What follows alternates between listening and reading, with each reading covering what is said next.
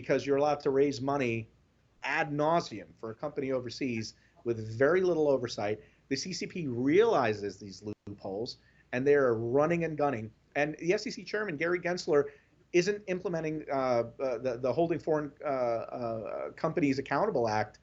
He's not implementing these things, which would allow for punitive, punitive actions, would delist these companies from the stock exchanges, and would actually protect American assets.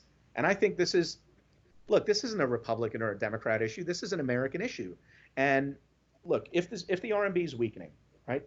Let's just hypothetically go with me on this. The RMB is weakening, and you have a currency in lieu of the RMB that is, yes, it's got its ups and downs, but it's relatively stable, right? The dollar's only lost, from a purchasing power perspective, $100 3 years ago would have bought $116 today.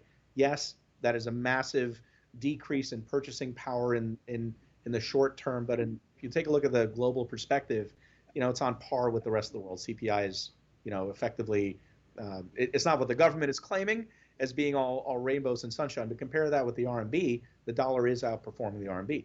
So if you're able to effectively steal United States money, right, and value your currency against the United States money or any other currency while strengthening your quote unquote currency as a reserve currency against the dollar if it goes down, you stand to make a ton of money on shorting the dollar. You stand to make a ton of money on shorting US companies. You stand to make a ton of money by stealing actual money and bolstering your economy with this currency that is worth more than yours.